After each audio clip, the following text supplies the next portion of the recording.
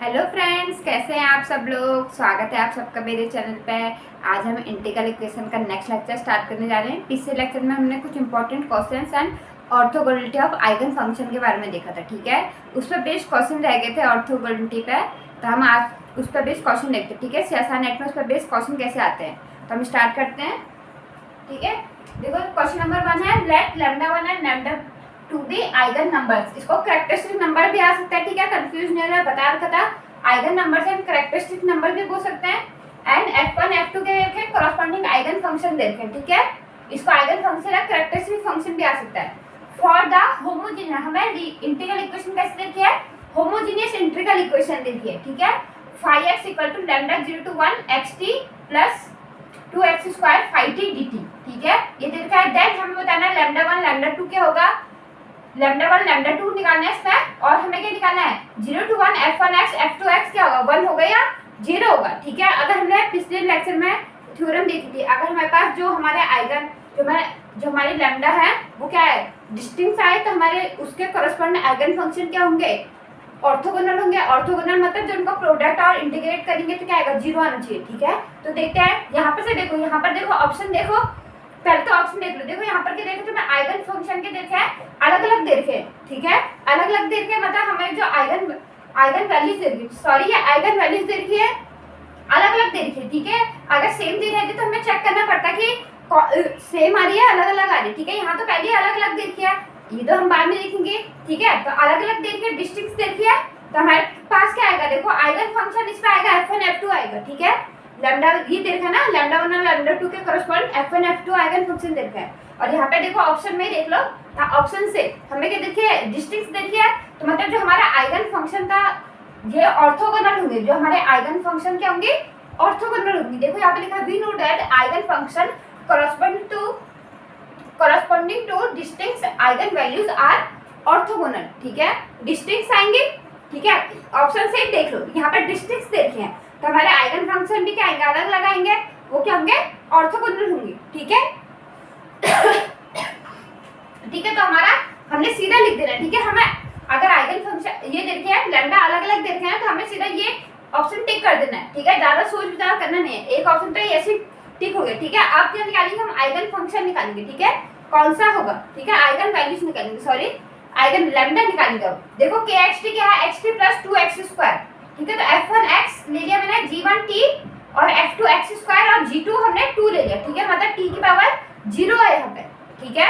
तो हमने g2 के ले लिया, 2 ले लिया, ठीक है। अब f11 अल्फा 11 निकाला, तो हमारे पास आएगा 1/3, और इंटीग्रेट करना तो मैं आता ही है, ठीक है। 0 to 1 f1 g1 मतलब g1 और f1 मतलब x² हो जाएगा, x² dx, तो इसका निकालेंगे x³/3, और लिमिट आएगी 0 to 1 तो 1/3 और 0 का 0, तो ये आएगा 1/3, ठीक है। वैसे ही अल्फा 12 आएगा हमारा 1/4, अल्फा 21 आएगा हमारा 1, अल्फा 22 आएगा हमारा 2/3, ठीक है।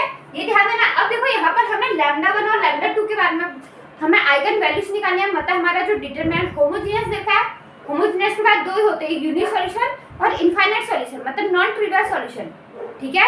नॉन ट्रिवियल के लिए क्या हमारे पास, फॉर नॉन ट्रिवियल सॉल्यूशन हमारे पास जो डी लैम्डा होता है वो क्या होगा, 0 होगा, ठीक है।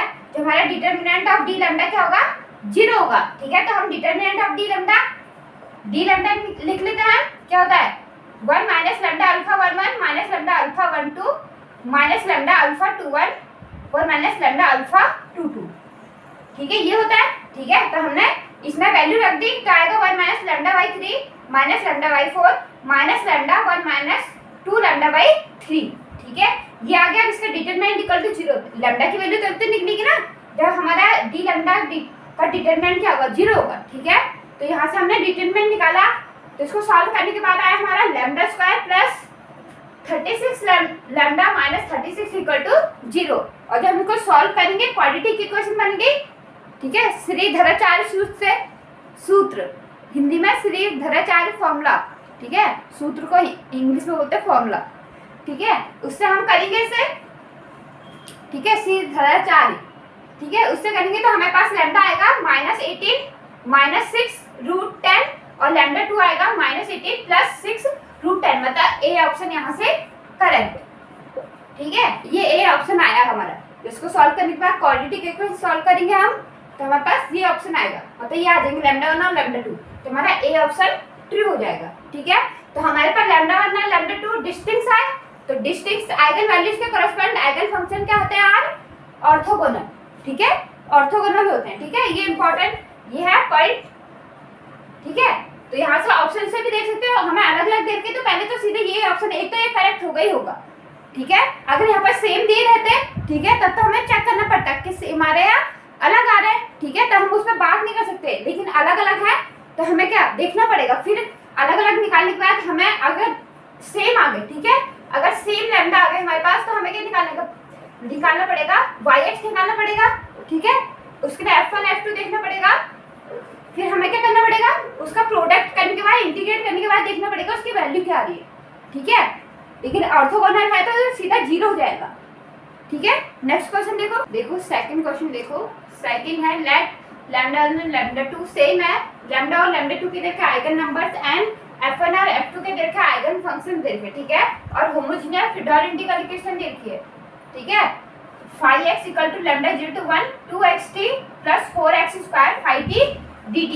ठीक है, ये देखिए देन हमें पूछता है, देखो पहले क्वेश्चन में क्या दिया था तुम्हें, लैम्डा और λ2 की वैल्यू दी थी। ठीक है, यहाँ पे बोल रहा है कि λ1 इज नॉट इक्वल टू λ2, क्या हमारा λ1 λ2 के इक्वल है या नहीं है। ठीक है, ए पी ऑप्शन ये रहे, और यहाँ पे कि ये जो हमारा आइगन फंक्शन का प्रोडक्ट है वो इक्वल टू 0 है या 1 है। ठीक है, तो हमें इसमें क्या λ1 और λ2 की वैल्यू तो दी नहीं है। ठीक है, तो हमें इसके बारे में पता नहीं चलेगा, क्या पता सेम आ जाए, तो क्या अगर सेम आ गया तो 1 भी आ सकता है। ठीक है, 1 भी आ सकता है और 0 भी आ सकता है। ठीक है, सेम आने पर, अगर डिफरेंट होंगे तो हमें पास सी ऑप्शन रहेगा। ठीक है, तो हमें इसके लिए चेक करना पड़ेगा। ठीक है, तो हमने kx के लिए लिया 2xt + 4x², यहाँ से f1 निकला x, यहाँ से f1 x है, g1 ले लिया हमने 2t कांस्टेंट के साथ ले लिया। ठीक है, f2 ले लिया हमने x² और g2 हमने 4 ले लिया। ठीक है, यहाँ से α11 निकाला 2/3 आया, α12 1/2, α21 2 और α22 4/3 आया। ठीक है, फॉर नॉन ट्रिवियल सॉल्यूशन जो हमारा डिटरमिनेंट ऑफ d लैम्डा है क्या होना चाहिए, 0 होना चाहिए। ठीक है, डिटरमिनेंट ऑफ d लैम्डा 0 होना चाहिए, तो हमने डिटरमिनेंट निकाला 1 - 2 λ/3 - λ/2 - 2 λ 1 - 4 λ/3 = 0। तो यहाँ से हमने इसको इक्वेशन को सॉल्व करा, तो हमारे पास क्या आएगी, 1 - 2 λ/3 1 - 4 λ/3 - λ² = 0। जब हमने इसको सॉल्व करा तो हमारे पास आया λ² + 18 λ - 9 = 0। ठीक है, λ² + 18 λ - 9 = 0। अब यहाँ से देख लो, तुम इसको देखो, हमारे पास सेम लैम्डा कब आते हैं, जो हमारे पास ये स्क्वायर है, सेकंड क्वाड्रेंट मतलब सॉरी क्वाड्रेटिक इक्वेशन है। ठीक है, क्यूबिक नहीं है, क्वाड्रेटिक है, मतलब 2 रूट आएंगे λ1 और λ2। ठीक है, मतलब हमारे पास सेम कब होता है, जब हमारे पास a - b का स्क्वायर फॉर्म में बनेगा। ठीक है, मतलब λ - a लिख दो, a का स्क्वायर फॉर्म में बनेगा, तभी तो हमारे पास क्या आएगा, λa = 0 और λ - a = 0। तो हमारे पास क्या आएगा, लैम्डा तो प्लस माइनस कुछ भी हो सकता है यहाँ पे। ठीक है, तो अगर माइनस होगा तो हमारे पास क्या है, माइनस लिख दो। ठीक है, अभी माइनस लिख दो, हमारे पास लैम्डा क्या आएगा, ए आएगा। जब हमारे पास स्क्वायर फॉर्म में बनता है, यहाँ पे प्लस भी हो सकता है, माइनस भी कुछ भी हो सकता है। ठीक है, प्लस माइनस भी हो सकता है। ठीक है, तो हमारे पास सिर्फ तो लैम्डा = ए आएगा। ठीक है, मतलब स्क्वायर फॉर्म में बनना चाहिए। ठीक है, तो हमारे पास ये स्क्वायर फॉर्म में नहीं बन रहा, स्क्वायर फॉर्म में बन नहीं रहा है। ठीक है, तो हमारे पास लैम्डा क्या आएंगे, डिफरेंट आएंगे, तो lambda is not equal to λ2 होगा। इतना सॉल्व करने की वैसे जरूरत नहीं है, करना चाहो तो कर लेना। ठीक है, वरना देखो सॉल्व करने के बाद भी तुम्हारे पास क्या आएगा, देखो लैम्डा = -18 + -6√10/2। ठीक है, हमारे पास क्या आएगा, देखो जब ये स्क्वायर फॉर्म में नहीं बनेगा तो हमारे पास क्या आएगा, अलग अलग आएंगे लैम्डा। ठीक है, अगर फैक्टर भी बनेगा तब भी क्या आएंगे, अलग आएंगे, लैम्डा -a लैम्डा -b, तब भी हमारे पे क्या आएंगे, लैम्डा अलग अलग आएंगे। सेम तब आते जब स्क्वायर बनता है। ठीक है, स्क्वायर नहीं बनता है तो हमारे पास सेम नहीं आ रहे लैम्डा। ठीक है, लैम्डा हमारे सेम नहीं होगा। ठीक है, हमें सिर्फ यही बताना है कि λ1 और λ2, यहाँ पर वैल्यू तो पूछी नहीं है जो हम पूरा सॉल्व करें। अगर वैल्यू पूछी रहेगी, जैसे पहले क्वेश्चन में पूछा था वैल्यू, तो हम क्या करेंगे, पूरा निकालना पड़ेगा। ठीक है, लेकिन यहाँ पर पूछ रहा है कि λ1 क्या λ1 λ2 के बराबर है, यहाँ से नहीं आ रहा है। ठीक है, हमारे पास क्या आ रहा है, λ1 इज नॉट इक्वल टू λ2। ठीक है, तो हमारे पास क्या होगा, ए ऑप्शन ट्रू हो गया। और यहाँ से लैम्डा डिस्टिंक्ट है, लैम्डा डिस्टिंक्ट है तो हमारे आइगन फंक्शन क्या होंगे, ऑर्थोगोनल होंगे। ठीक है, ऑर्थोगोनल होंगे तो हमारे इनका प्रोडक्ट क्या होगा, 0 हो जाएगा। ठीक है, तो A and C option are correct. ठीक है, यहाँ से इतना बड़ा सॉल्व करने की जरूरत नहीं है। अगर तुम्हारे स्क्वायर फॉर्म में बन रहा है तभी क्या आएंगे, लैम्डा सेम आएंगे। ठीक है, अगर लैम्डा सेम आए तब तुम्हें इसे पूरा सॉल्व करना पड़ेगा। अगर लैम्डा ही डिफरेंट आ रहा है, हमारे क्वाड्रेटिक नहीं बन रहा है, मतलब स्क्वायर फॉर्म में नहीं बन रहा है, तो निकालने की इतनी जरूरत भी नहीं। ठीक है, जल्दी आसानी से हो जाएगा। ठीक है, नेक्स्ट देखो फ्रेंड्स, अब नया टॉपिक है eigen values and eigen function for non separable colonel's. ठीक है, नॉन डिजनरेट कर्नल या नॉन सेपरेबल कर्नल्स के लिए हम eigen values and eigen function कैसे निकालेंगे।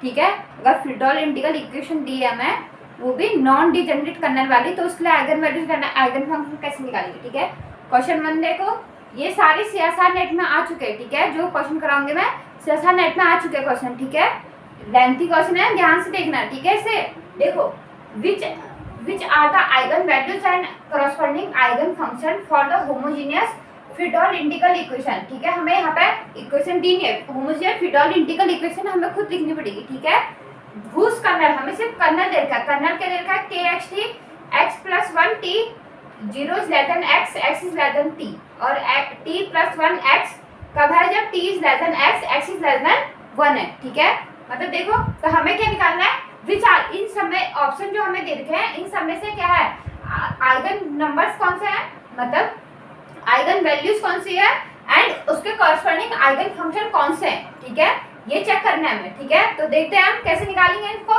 देखो वाई एक्स हमें होमोजीनियस देखा है, y x equal to lambda 0 to 1, यहाँ से देखो लिमिट क्या देखिए, 0 to 1 देखिए। ठीक है, 0 to 1 kxt yt dt, homogeneous Fredholm integral equation इसको ऐसे लिख सकते हैं हम।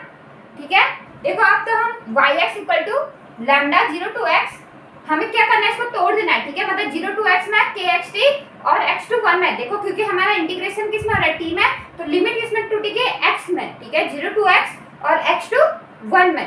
ठीक है, तो हम यहाँ पर देखो 0 to x मतलब जो t है वो less than equal to x है, तो t less than equal to x कहाँ पर है, ये वाला, तो यहाँ पे 0 to x में हमारे पास कर्नल कौन सा आएगा, ये वाला, t plus 1 x yt dt। ठीक है, प्लस लैम्डा, क्योंकि लैम्डा क्या, ये टूट रहा है तो लैम्डा भी दोनों में जाएगा।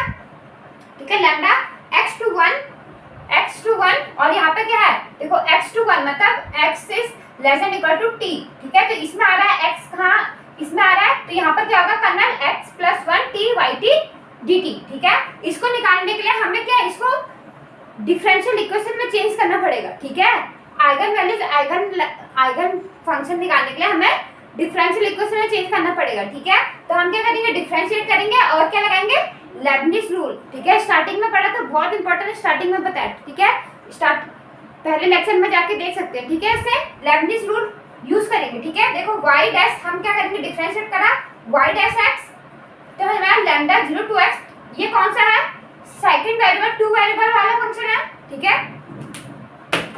देखो ये कौन सा है, 2 वेरिएबल वाले में है। ठीक है, 2 वेरिएबल में है तो हम क्या करेंगे, 2 वेरिएबल पहले इसका डेल बट्टे डेल एक्स। ठीक है, मतलब पार्शियल डिफरेंशिएट करेंगे इसको, 0 to x t plus 1 x के रिस्पेक्ट में है तो x वाला होगा, ये बाकी सारे क्या होंगे, कांस्टेंट होंगे, तो t plus 1 yt dt plus फिर क्या करेंगे, अपर लिमिट रख देंगे। ठीक है, अपर लिमिट रखा तो हमारा x plus 1 x yx, ठीक है, yx हो गया, और इसका डिफरेंशिएशन करते हैं अपर लिमिट का। ठीक है, अपर लिमिट का डिफरेंशिएशन तो क्या होगा, 1 हो जाएगा। ठीक है, ये 1 हो जाएगा, और ये यहाँ पर क्या होगा, फिर लोअर लिमिट में x रखेंगे, लोअर लिमिट में उसकी वैल्यू रखेंगे x की, और t की वैल्यू रखेंगे तो यहाँ पे x, लेकिन इसका जब डिफरेंशिएट करेंगे तो क्या हो जाएगा, 0। ठीक है, तो पूरा क्या हो जाएगा हमारे पास, 0। ठीक है, इतना लिखने की जरूरत नहीं है। ठीक है, इसका डिफरेंशिएशन करेंगे कांस्टेंट का तो क्या आएगा, 0 होता है। ठीक है, ये वाला पार्ट तो 0 हो गया हमारा। ठीक है, तो हम देखो तो हमारे पास वैसे फिर लैम्डा, ये क्या, ये भी 2 वेरिएबल में है, 2 वेरिएबल में है, तो देखो तो हमारे पास लैम्डा x to 1, ये इसका डिफरेंशिएशन होगा x plus 1, बाकी क्या है, कांस्टेंट।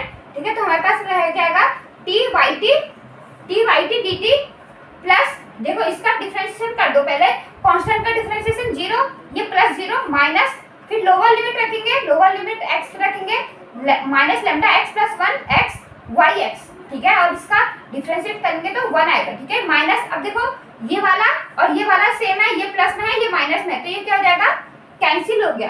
ठीक है, ये क्या हो गया हमारे पास कैंसिल हो गया। तो हमारे पास y डैश x क्या आया equal to lambda x to x t plus 1 yt dt plus lambda x to 1 t yt dt। अब देखो ये कौन से इसमें बन गया, इसमें वन वेरिएबल में बन गया। ठीक है, x का तो आना सीधा वन वेरिएबल वाला लगाएंगे, तो अगेन डिफरेंशिएट करा और फिर लेबनिज रूल लगा दियो। तो हमारे पास y डैश x क्या हो जाएगा लैम्डा x t की जगह पे अपर लिमिट रखेंगे t की x प्लस 1 yx और यहाँ पे लोअर लिमिट पर इसका डिफरेंशिएशन करने पे ये क्या हो जाएगा 0 हो जाएगा। ठीक है, वैसे यहाँ पे अपर लिमिट का डिफरेंशिएट करेंगे 0, यहाँ पे लैम्डा भी है। ठीक है, लैम्डा यहाँ पे फिर हम क्या रखेंगे लोअर लिमिट x yx। ठीक है, इसका डिफरेंशिएशन करेंगे तो क्या हो जाएगा 1। ठीक है, ऑब्जेक्ट्स को सॉल्व करेंगे, देखो अंदर मल्टीप्लाई करने के बाद इससे एक कैंसिल हो जाएगा, तो हमारे पास इक्वेशन क्या बनेगी y double dash x minus lambda yx equal to 0। ठीक है, ये रहा। और फिर हमारे पास डिफरेंशियल इक्वेशन बनी, लेकिन इसके पास कंडीशन भी आएंगे। ठीक है, डिफरेंशियल इक्वेशन को सॉल्व जब कांस्टेंट आएंगे उसको सॉल्व करने के बाद कंडीशन। ठीक है, कंडीशन को ले तो हम देखो y 0 रखा, जब हमने y 0 रखा, ठीक है y यहाँ पर 0 रखा, ये 0 0 ये तो 0 हो गया पूरा। ठीक है, और यहाँ पर हुआ लैम्डा 0 टू 1 x को मतलब हमने y x मतलब x को 0 रखना है, तो y 0 हमारे पास 0 to 0 हो गया, 0 to 0 लिमिट होगी, यहाँ 0 to 1 होगा और यहाँ पर t yt dt। ठीक है, यहाँ पर क्या होगा t yt dt रह जाएगा। ठीक है, ये रह जाएगा। वैसे अब हम y डैश 0 देखा, ठीक है y डैश 0 देखो, y डैश 0 क्या हो जाएगा हमारे पास, ये तो 0 हो जाएगा, यहाँ पर क्या रहा lambda 0 to 1 t yt dt। देखो यहाँ से क्या है दोनों सेम है ना, तो हमने ये लिखा y 0 equal to y dash 0 same उसी की तरह। तो हम अगर 1 रखेंगे तो हमारे पास क्या आएगा 0 to 1, ये क्या जाएगा 0 to 1, यहाँ पर 1 to 1 लिमिट होती है, a to a क्या होता है fx 0 हो जाता है। ठीक है, इंटीग्रेशन की प्रॉपर्टी है। तो हमारे पास यहाँ पर क्या रहा x की जगह पर 1 रखा, तो यहाँ पर रहा t प्लस 1 yt dt।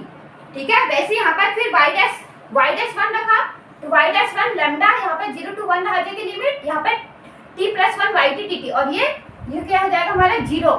ठीक है, तो देखो ये दोनों सेम हो जाएंगे, मतलब y1 equal to y dash 1। ठीक है, अब देखो यहाँ से हम क्या निकालेंगे, अब देखो डिफरेंशियल इक्वेशन सॉल्व करनी है और आइगन वैल्यूज और आइगन फंक्शन निकालने। ठीक है, आइगन वैल्यूज आइगन फंक्शन निकालना है, तो हम क्या देखो लैम्डा की अलग अलग वैल्यू रखनी पड़ेगी, एक बार क्या के स्क्वायर मतलब पॉजिटिव, एक बार नेगेटिव वैल्यू रखनी पड़ेगी लैम्डा की। ठीक है, ठीक है, तो हमारे पास अलग अलग लैम्डा का मतलब अलग अलग आइगन वैल्यूज आएंगे और आइगन फंक्शन अलग अलग आएंगे। ठीक है, फिर हम ऑप्शन मैच करेंगे अपना। देखो लैम्डा इक्वल टू जब हमारे पास अगर सॉल्यूशन पूछा है, ठीक है, अगर हमारे पास सॉल्यूशन पूछा है yx का सॉल्यूशन क्या क्या होंगे, ठीक है, तो हम एक लैम्डा इक्वल टू 0 भी रखेंगे, मतलब जब लैम्डा हमें आइगन वैल्यूज कुछ ना मिल रही हो। ठीक है, लैम्डा इक्वल टू 0 तो हमें क्या मिलेगा ट्रिवियल सॉल्यूशन मिल सकता है। ठीक है, मतलब अगर देखो होमोजीनियस है लैम्डा 0 होमोजीनियस पर ट्रिवियल सॉल्यूशन मिलेगा, अगर नॉन होमोजीनियस होगी तो कोई फंक्शन आ सकता है y equal to x square कुछ भी आ सकता है। ठीक है, ऐसे। ठीक है, तो एक जब हमें सॉल्यूशन पूछा हो y x सॉल्यूशन कौन कौन से होंगे, ठीक है, तो हमें क्या निकालना है एक लैम्डा इक्वल टू 0 भी रखना है। ठीक है, मतलब जब हमारे पास आइगन वैल्यूज कुछ नहीं हो। ठीक है, लेकिन अगर हमें फिर lambda equal to 0 lambda equal to k square lambda equal to minus k square, लेकिन यहाँ पर क्या निकालना है हमें eigen numbers and corresponding eigen function निकालना है, तो हम सिर्फ ये दो रखेंगे, एक lambda equal to k square और lambda equal to minus k square. ठीक है, वेयर जहाँ k equal to k is not equal to 0। ठीक है, के क्या होगा हमारे पास नॉट इक्वल टू 0 होगा। ठीक है, के 0 नहीं होना चाहिए। ठीक है, वरना तो लैम्डा 0 ये वाली कंडीशन हो जाएगी, है ना। ठीक है, अब देखो तो हमने फर्स्ट लिया, हमने लिया lambda equal to k square, तो हमारे पास इक्वेशन क्या बनी, यहाँ से ये इक्वेशन क्या बनी y double dash minus k square y equal to 0। ठीक है, डिफरेंशियल इक्वेशन, तो इसको सॉल्व करेंगे। ऑक्सिलरी इक्वेशन लिखा m square minus k square equal to 0, तो m क्या आया प्लस माइनस के, तो इसके लिए क्या होता है ये सारे डिफरेंशियल इक्वेशन में सॉल्यूशन क्या हो जाएगा yx क्या जाएगा c1 e की power kx plus c2 e की पावर माइनस kx। ठीक है, यहाँ से y डैश x निकाल दो क्योंकि हमें कंडीशन रखनी है। ठीक है, तो c1 k e की power kx minus c2 k e की पावर माइनस kx। ठीक है, डिफरेंशिएशन नहीं हो जाएगा। अब देखो कंडीशन रखो y0 equal to y dash 0, तो हमारे पास आएगा c1 plus c2 equal to k c1 minus k c2। ठीक है, y डैश 0 रखा है तो ये k c1 minus k c2 it is implied है। तो हम इसको जब हमने इसको सॉल्व करा इस इक्वेशन को इधर उधर लेके आके, तो c2 क्या हो जाएगा c2 equal to k minus 1 upon k plus 1 C1, ठीक है। अब देखो y1 equal to y dash 1, हमने क्या रखा y1 equal to y dash 1, दूसरी कंडीशन, तो it is implied as C1 e की power k plus C2 e की power minus k equal to k C1 e की power k minus k C2 e की power minus k, ठीक है। C2 को इधर लेके आ जाओ और C1 को उधर लेके चले आओ, तो यहाँ पर रहेगा C2 e की power minus k plus 1 equal to k minus 1 e की पावर k C1, ठीक है, ये रहा। अब देखो तो यहाँ से हमने क्या रखा, C1 की वैल्यू रख दी, तो हमने C2 जो हमने C2 की वैल्यू निकाली थी इस वैल्यू को यहाँ रख दिया, तो आएगा k minus 1 upon k plus 1 C1 e की power minus k equal to k minus 1 e की पावर k C1, ठीक है। तो हमारे पास क्या आएगा, इसको इधर लेके आ जाओ, ठीक है, इसको कैंसिल मत कर देना ऐसे करके, ठीक है, कैंसिल नहीं होते। जैसे x square equal to x रखा है तो हम क्या लिखेंगे, x square minus x equal to 0, हमारे पास दो वैल्यू आती है एक्स और x minus 1 equal to 0, x equal to 0 x equal to 1 इस फॉर्म में आता है, तो हम इसको 0 कैंसिल नहीं कर देना, ठीक है। तो हम इसको क्या लिख आएंगे, एक सारे सबको एक साइड लेके आया तो हमारे पास कॉमन आएगा k माइनस 1 C1 e की power minus k minus k minus 1 C k C1 हो जाएगा, ठीक है। तो जब हम इसको कॉमन लेंगे इक्वल टू 0, ठीक है, तो यहाँ से कॉमन लिया तो k माइनस 1 C1 क्या आ जाएगा, वैसे भी कैंसिल नहीं होगा, ये कैंसिल नहीं कर देना, ठीक है। तो यहाँ से क्या आएगा k माइनस 1 C1, तो यहाँ से आएगा e की पावर k माइनस e की पावर k इक्वल टू 0। अब देखो फॉर नॉन ट्रिवियल सॉल्यूशन, पहले तो ये तो 0 होगा नहीं, कभी नहीं, ये 0 तभी होता है जब हमारे पास k क्या हो जाता है 0, तो e की पावर 0 1 e की पावर 0 1, लेकिन k नॉट इक्वल टू 0 है, ठीक है, तो ये कभी भी 0 नहीं होगा, ठीक है, किसी भी k के लिए नॉट इक्वल टू 0 होगा, ठीक है। ये तो नॉट इक्वल टू 0 हो गया, और नॉन ट्रिवियल सॉल्यूशन के लिए हमें C1 भी क्या होना चाहिए, नॉट इक्वल टू 0 होना चाहिए, ठीक है। कांस्टेंट नॉन ट्रिवियल सॉल्यूशन तभी तो मिलेगा जब हमारा कांस्टेंट जो है वो क्या हो जाए, नॉन जीरो हो जाए, ठीक है। तो C1 is not equal to 0, और ये वाली वैल्यू तो 0 होती नहीं है, e की power minus k minus e की power k not equal to 0, it is implied, तो हमारे पास 0 इक्वेशन 0 तभी होगी जब हमारे पास k माइनस 1 इक्वल टू 0 होगा, हमारे पास तभी क्या होगा, k माइनस 1 इक्वल टू 0 जब होगा तभी हमारे पास इक्वेशन क्या आएगी, 0 आएगी, ठीक है। तो हमारे पास it is implied k equal to 1 हमारे पास वैल्यू आ गई, ठीक है, k इक्वल टू 1 वैल्यू आई। अब देखो तो C2 में हम C2 की जगह पे k माइनस 1 इक्वल टू 0 रख दो, ठीक है, तो हमारे पास C2 यहाँ से हमारे पास C2 का आया, C2 इक्वल टू 0 आ गया, ठीक है। यहाँ से हमारा C2 क्या आया, k इक्वल टू 1 रखा तो 1 माइनस 1 0, तो C2 हमारा 0 आ गया, तो yx क्या हो जाएगा, C2 हमारा 0 हो गया, अगर ये C2 हमारा 0 हो गया तो yx हो जाएगा C1 e की पावर kx, ठीक है। तो C2 0 हो गया, C2 हमारे पास 0 हो गया, तो ये क्या आएगा C1, तो C1 में आ गया, तो C1 e की पावर kx हो गया मतलब, और C1 e की पावर x हो जाएगा, ठीक है। C1 e की पावर x हमारे पास क्या आएगा, k इक्वल टू 1 रख दिया हमने, बिकॉज k इक्वल टू 1 हमने इसमें वैल्यू रख दी, तो हमारे पास yx क्या होगा, C1 C2 0 रख दिया और k की जगह हमने 1 रख दिया, e की पावर x, ठीक है।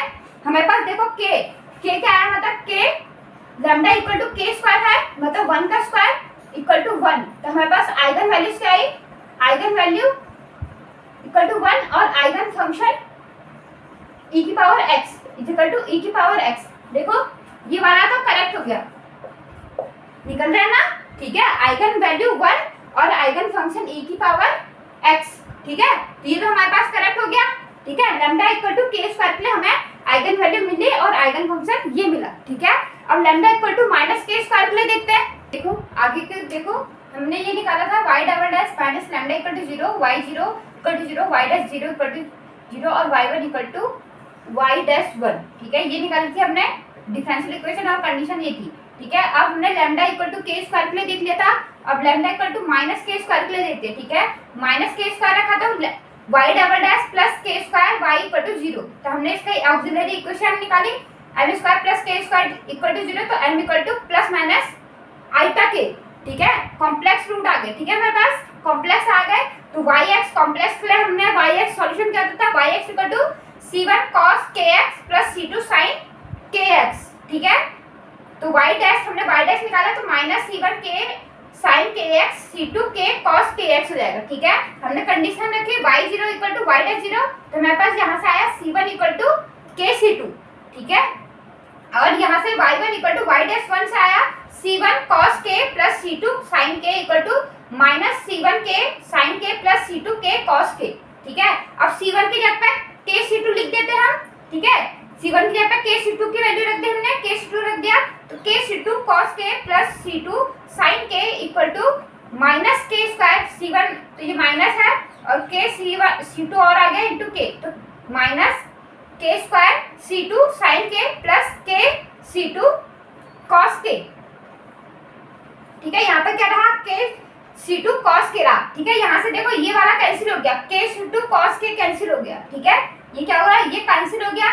अब रहा देखो यहाँ पर क्या रहा हमारे पास c2, इसको एक साइड को लेके आ जाए c2 sin k 1 plus k square equal to 0। ठीक है, ये देखो ये क्या हो गया, ये तो कैंसिल हो गया, बाकी क्या एक साइड को लेके आएंगे हम तो हमारे पास आएगा c2 sin k 1 plus k square equal to 0।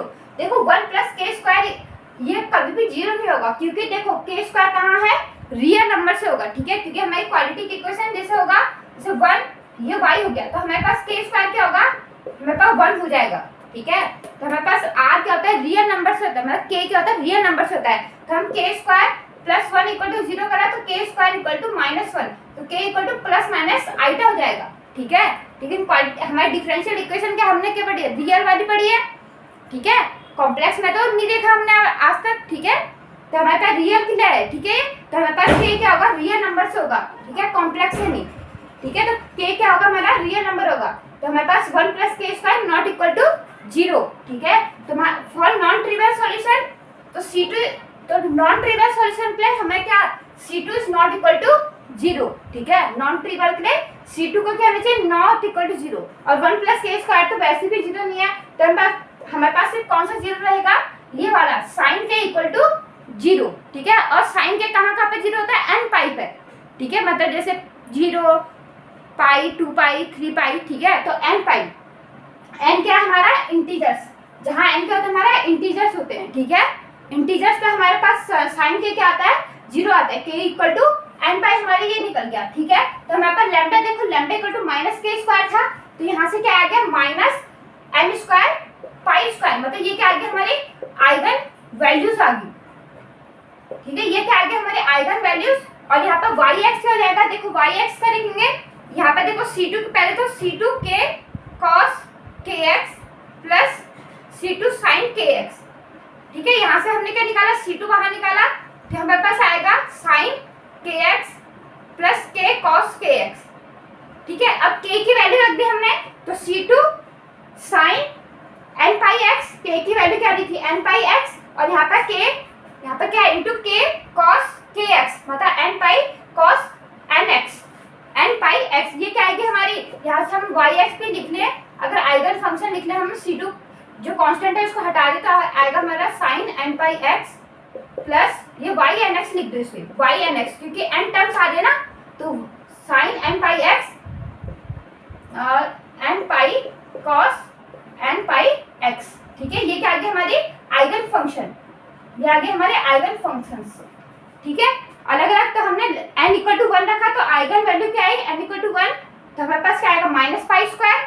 तो आइगन फंक्शन फिर हमारे पास आइगन फंक्शन क्या होगा, यहाँ पर 1 रखा तो हमारे पास y1 आएगा, y1 आएगा sin n पाई x plus pi cos n पाई x। ठीक है, तो ये हमारा डी ऑप्शन क्या हो गया, हमारे पास करेक्ट हो गया।